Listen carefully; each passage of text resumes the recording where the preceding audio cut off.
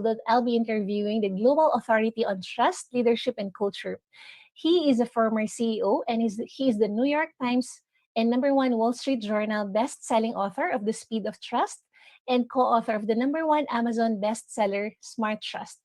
Let's all welcome Mr. Stephen M.R. Covey. Hi, Stephen. Hi, Shah. It's great to be with you. I'm excited for this interview. Same here. So, Stephen, I know you just had your event a while ago. I just want to ask you, what are you most grateful for right now?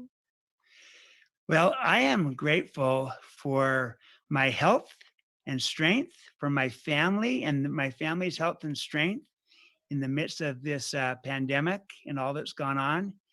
And I'm grateful for a wonderful world in spite of all its challenges.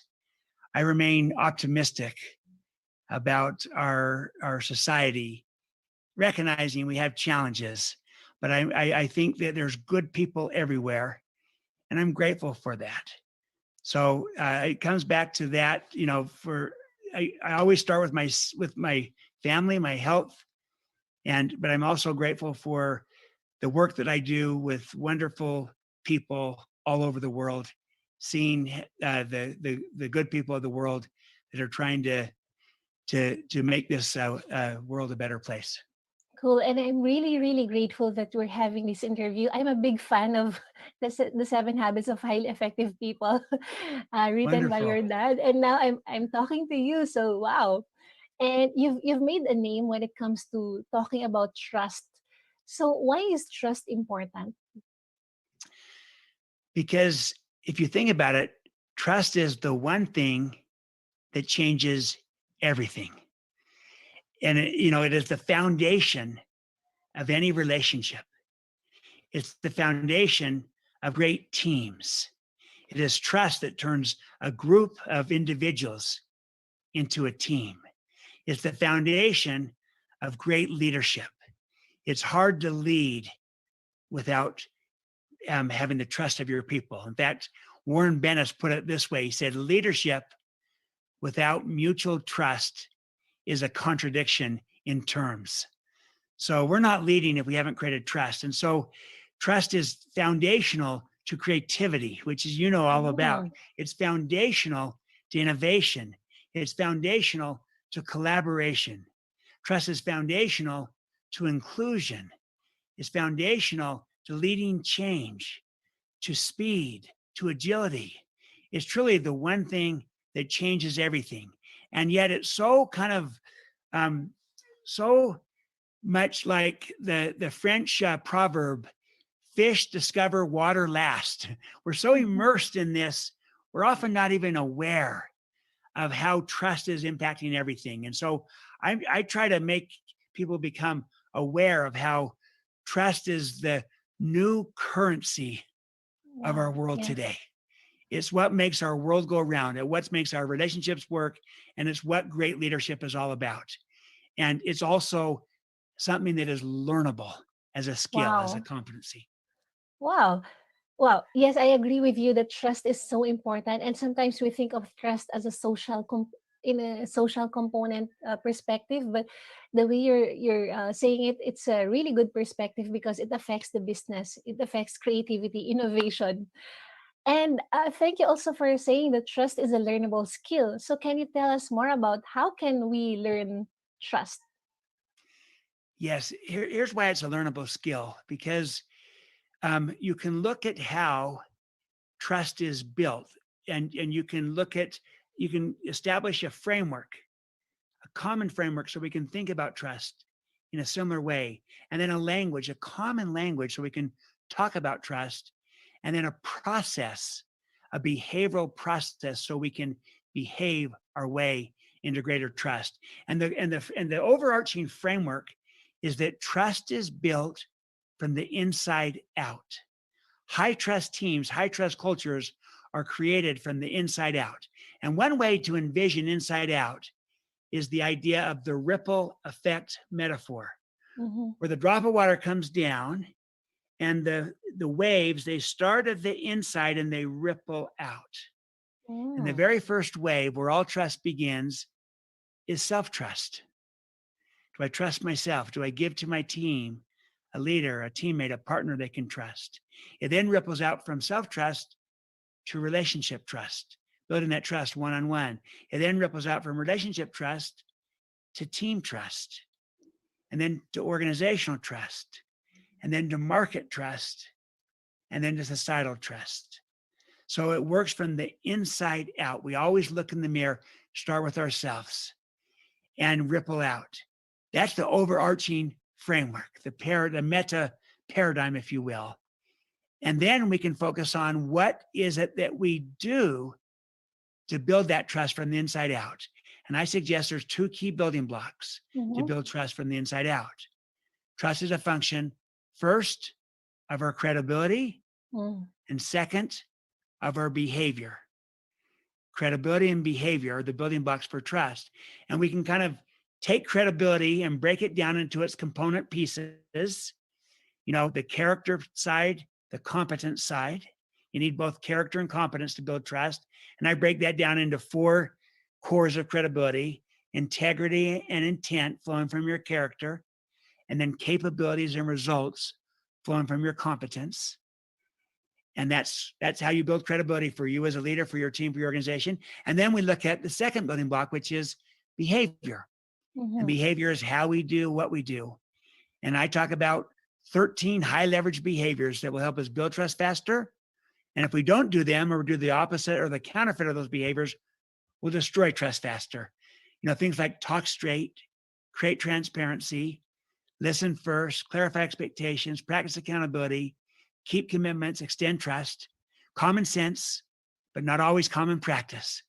So you behave your way into greater trust, just like you behave your way out of trust. And the whole idea is that it's learnable. How? Through credibility and behavior. And you can get your arms around that. And you always do it from the inside out. And if you get enough people working on this together as a team, as an organization, you can really move the needle on trust, and you can go from good to great, or from not very good to good. And then, move up the continuum and turn the creation of trust into your greatest strength as a leader, as a team, as an organization. Trust is learnable. That's exciting Yes. because we can do something about this. Right. It is so exciting, and at the same time, it gives us hope, right? It Knowing gives that us trust hope. is so important, and then that it is actually learnable. Now, I'm curious, Stephen. I'm interviewing you, and I can feel your energy and your passion towards the subject on trust. So I'm quite curious. What inspired you to dive deeper into the study and teaching of trust? From my own experience, having built a high trust company and seeing the impact of that, internally with our own people, externally with our customers. And then we merged our company, the old Covey Leadership Center, with our arch competitor, Franklin Quest, to form Franklin Covey. And we were competing for years in the time management space. And so we came at it from different approaches, different styles, different everything. And when we merged, suddenly these two good companies that independently had built high trust, because we were competitors merging, now suddenly no one trusted each other.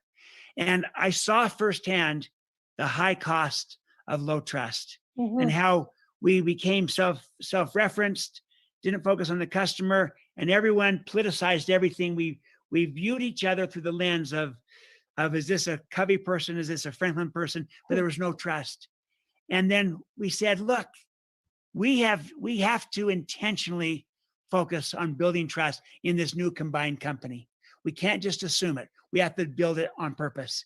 And we began to focus on those principles of credibility and behavior, building trust from the inside out, starting with each of us looking in the mirror. And we did. And we went from low to high trust. And that changed everything. And suddenly we could get better results. We were more creative. We were far more innovative. We could execute better and faster. We built high performing teams. We could collaborate. We could innovate. We could do all these things better because we started with trust. And I came away from that saying, wow, number one, trust truly changes everything, because I've been on both sides now.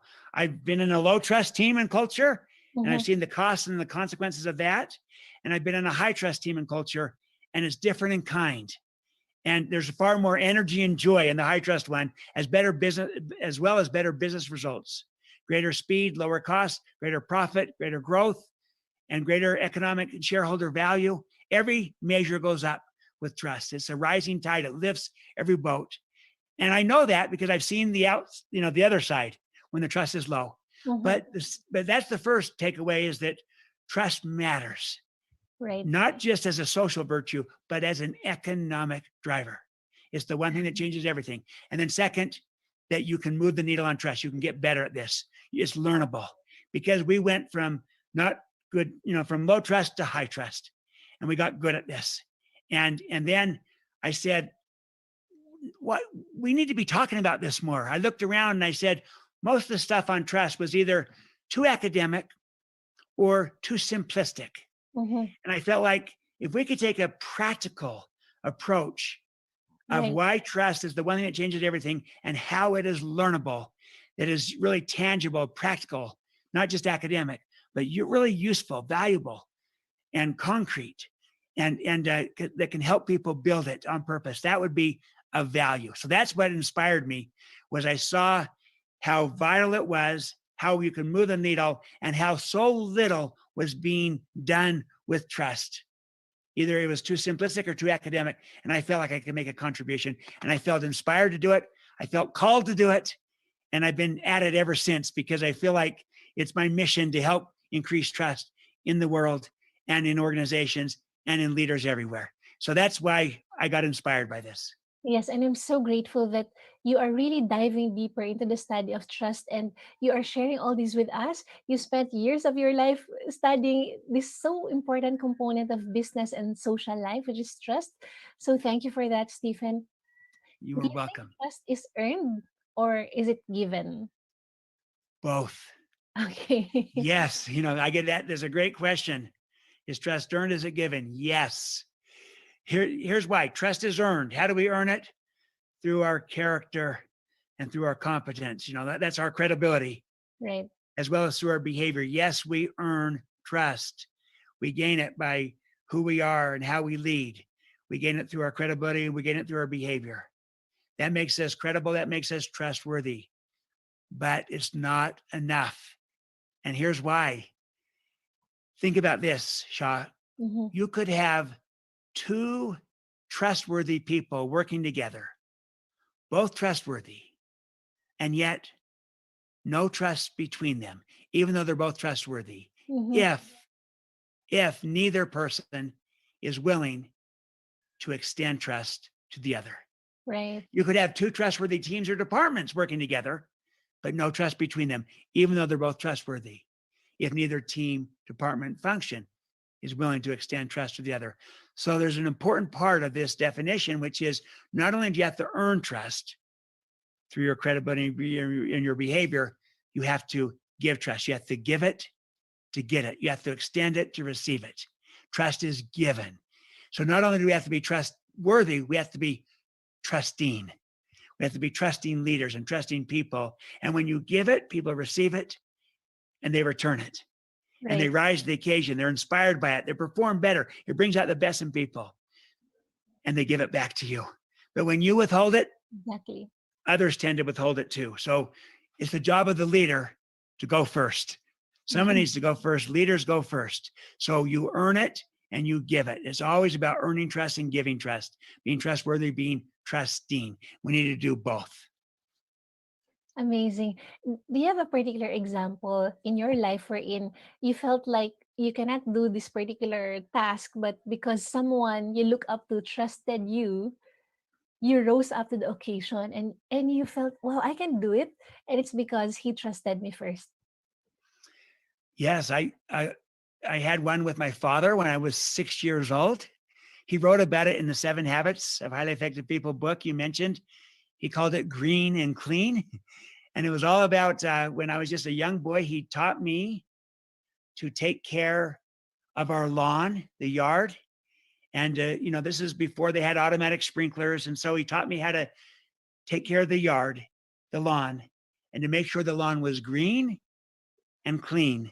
Mm-hmm. And so it was a 2-week process because I was a 6-year-old boy. And some people would say she's too young to learn how to do this, but my father believed in me. He had confidence in me. He trusted me as a 6-year-old boy. And you know what? It took me a little bit of time, but then I responded to the trust he gave. And as a young boy, I rose to the occasion. I became responsible and took care of our yard, and it was green and it was clean because my father taught me and he trained me. And most importantly, he believed in me. He had confidence in me. He trusted me, and I did not want to let him down. So that's as a 6-year-old. Yes. Another was when I was put in the CEO position to run the Covey Leadership Center, and I was relatively younger, but the board of directors had great trust and confidence in me. Maybe they had more confidence in me than I had in myself, but they expressed it to me that you can do this. You've done great work with clients. You built a great team. You build great culture. You build a great client services group that has become world class. And they helped me see that I had it in me. And that's really what great leadership is about. My father used to say, leadership is communicating people's worth and potential so clearly that they come to see it in themselves. And Wow. because the board, it was led, it included my father, it included Old Peterson, the vice chairman of the board, and the entire board of directors extended such trust in me, had such confidence in me.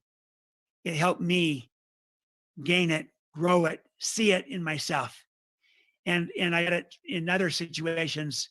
I bet most of our viewers could probably point to someone in their life at some point who believed in them, maybe more than they believed in themselves at the time, who had confidence in them, who took a chance on them, who extended trust to them.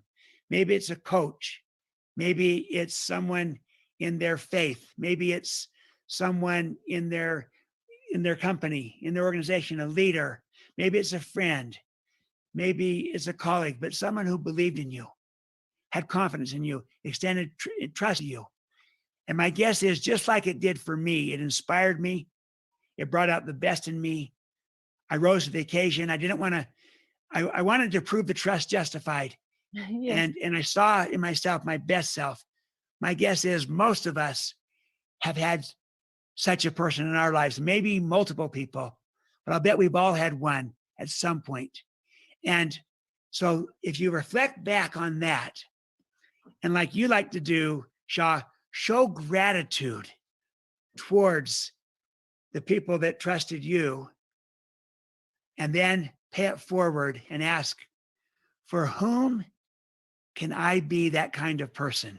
Who can I extend trust to where I could have a great impact on them, where I could believe in someone maybe more than they believe in themselves? I could show that by trusting them in an appropriate way and impact their life just like someone impacted my life.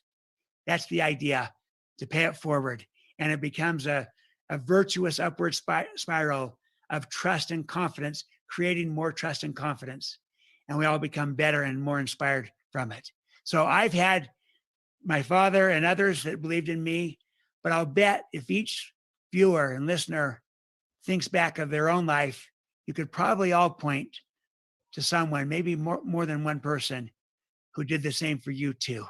And I say, be grateful for that and pay it forward. For whom could you become that kind of person? I love that. Thank you, Stephen. And also, personally, I'd like to thank you for trusting me to do this interview with you. And also, I'd like to thank Gotham of Right Selection, who arranged this interview for the both of us. So, Stephen, I know you have. I'm learning a lot from this interview, and I wish I can still get hold of you, and we can continue this interview for the next few hours. But I know you have other engagements. You have an upcoming event on February 24, organized by Right Selection, called Leading at the Speed of Trust.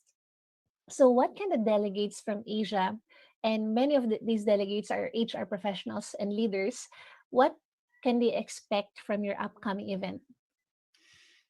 I'm going to focus on three key things, three big ideas. First, I'm going to make a compelling business case for trust. and show you the economics of trust and how it operates in your organization, on your team, so that you can quantify how high trust is a dividend and low trust is a tax in a way that works for you, for your team, for your company. Because when you see trust as an economic driver, then you focus on it, because we all want to solve economic problems and opportunities. So I'll make a business case for trust and help you make the case in your organization. Second, I'm going to make a compelling leadership case for trust and show how trust is the one thing that changes everything.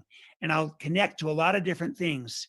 I've already mentioned some of these: leading change, building high performing teams, building cultures of inclusion, um, collaborating, innovating, engaging people, and attracting, retaining, engaging, inspiring people, doing all these things better, faster, executing strategy, merging companies, all these different things, and show you how if you get good at trust, you can do all those other things better. That's why trust is the number one competency of leadership, because it Wow. changes every other competency and makes it better. It multiplies them all.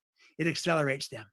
That's the leadership case. So I'm going to make the business and the leadership case for trust. The reason that matters is because HR professionals, line leaders, you can all then take this approach and apply it to your world, so you can become the catalyst as to why trust is the single highest leverage thing you can work on. Building a high trust team, high trust culture is the single highest leverage thing you can do at your company. And you can make that case yourself.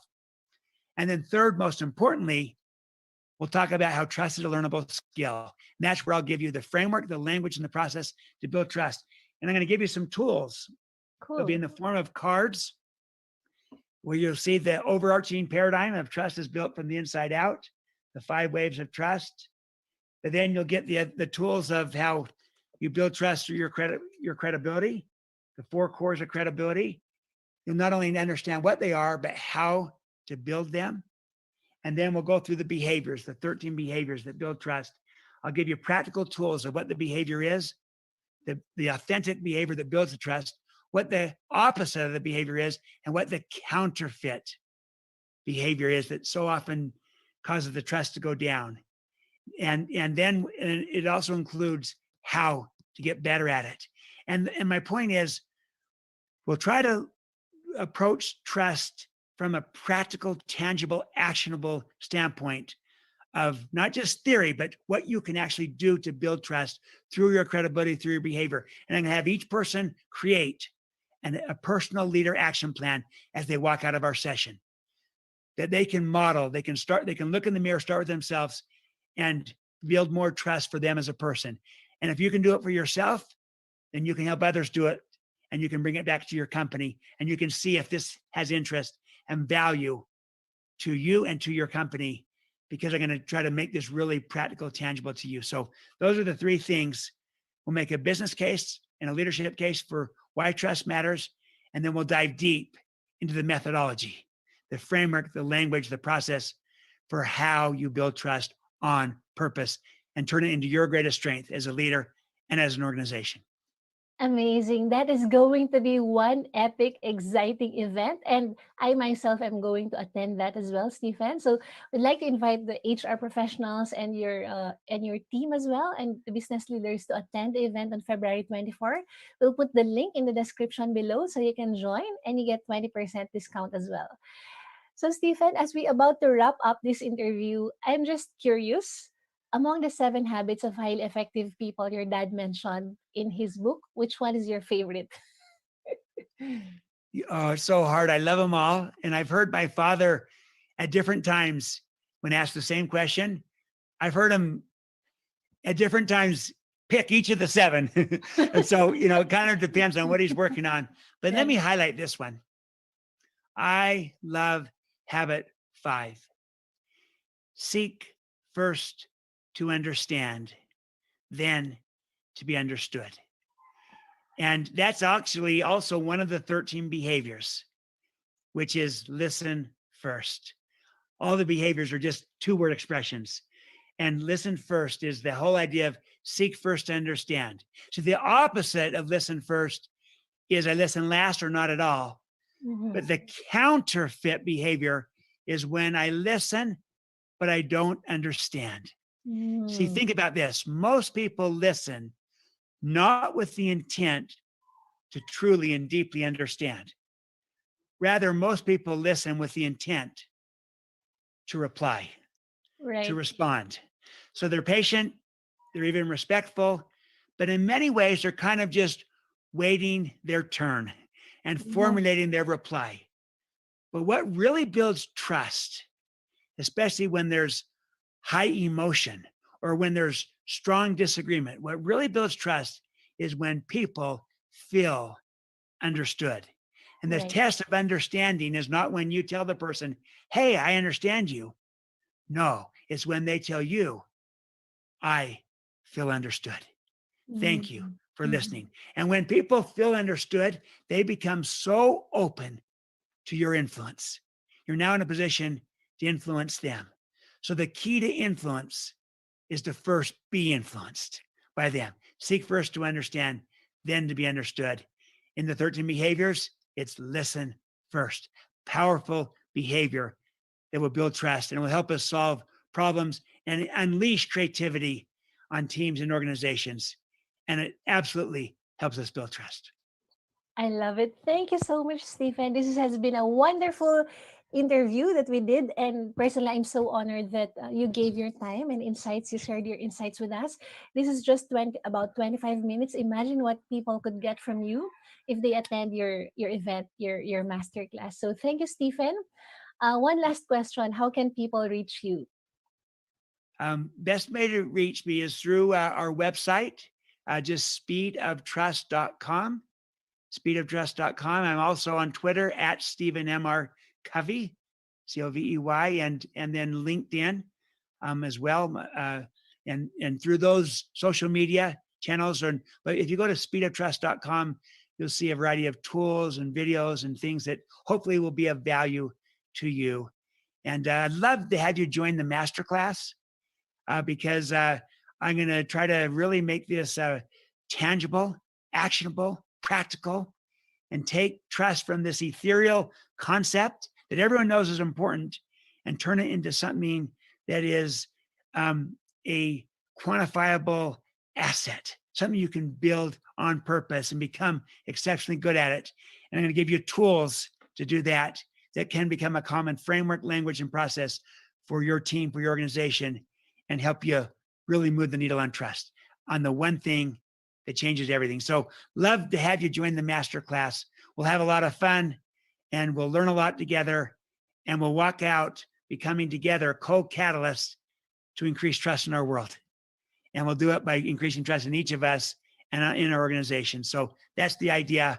And always remember this: while it takes two people or more to have trust, it only takes one to start. And each of us can be that one. So I hope to see you at the masterclass on February 24th. Thanks, Shah, for Thank you, this chance Stephen. to do this interview with you. I appreciate you, and I'm grateful to you and for you and this opportunity to communicate together through this interview. Thank you so much. You're most welcome. It's my honor. Thank you so much, Stephen, for trusting me. More power to Absolutely. you. Thank you. Thank you. Yay.